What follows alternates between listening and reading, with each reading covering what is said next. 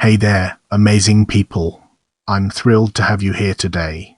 Welcome to our video on Ruaraidh Erskine. We're thrilled to have you here. Ruaraidh Erskine of Marr, 15 January 1869, 5 January 1960, Scottish Gaelic. Ruaraidh Arascain of Marr was a Scottish nationalist political activist, writer and Scottish Gaelic language revival campaigner. Let's now turn our attention to early life and uncover the fascinating insights it brings to the table. Ruaraidh Erskine was born the Honourable Stuart Richard Joseph Erskine at 1 Portland Place, Brighton, East Sussex, England on 15 January 1869. He was the third of the 4 children born to William Macnaghten Erskine, 5th Baron Erskine, an army officer, and his wife, Caroline Alice Martha Grimble. The family were descendants of the Erskine Earls of Buchan. Erskine claimed that he learned to speak Scottish Gaelic from his childhood nanny, who came from Mhàirr, and that this kindled the enthusiasm which was to be a main hallmark of his career. His imagination was fired early by the Irish nationalist movement, and these combined influences, together with his family's Scottish roots, led to his development as a prominent Gaelic nationalist, whose compelling dream was of a self-governing Celtic Scotland. As essential steps towards the realization of this dream, he was actively involved in the fostering of Gaelic consciousness and in the extension of Gaelic usage, especially in the written form. He hoped that a significant extension of Scottish Gaelic literature would contribute to the raising of literary standards, in a reaction against what he saw as the degrading influence of music hall and pop culture on Gaelic verse in the second half of the 19th century. He probably also viewed his activity as a response to the dominance of folklore in the Gaelic literary world. Now, let's dig deeper into journalism and the Neo-Jacobite revival and unveil the hidden treasures it holds within. In 1890, Erskine and Herbert Vivian co-founded The Whirlwind, a weekly newspaper. The paper was published for less than a year, but printed works by a number of notable artists, including Walter Sickert and James the Neil Whistler.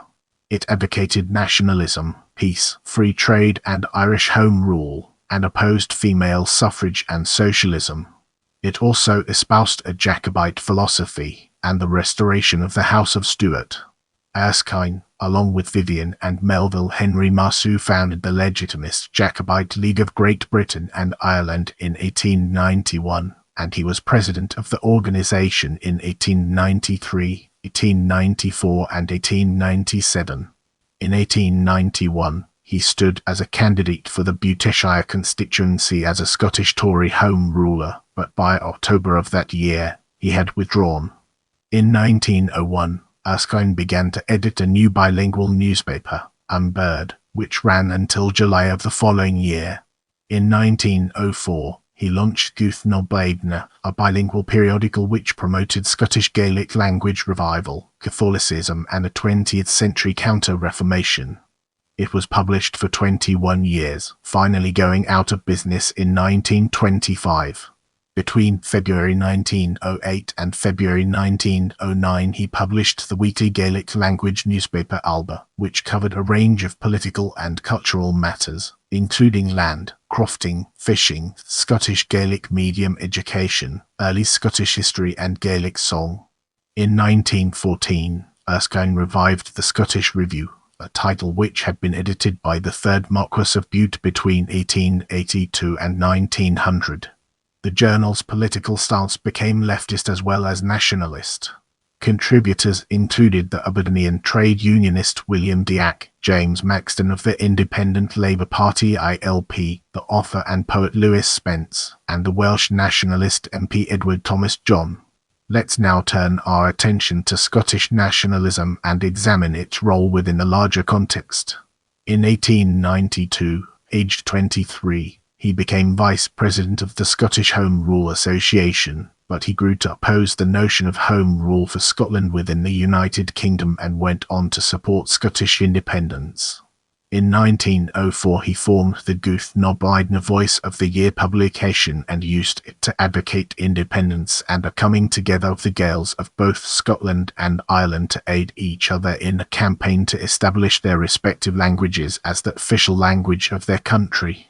He also used the magazine to call for the formation of a political party to campaign for independence.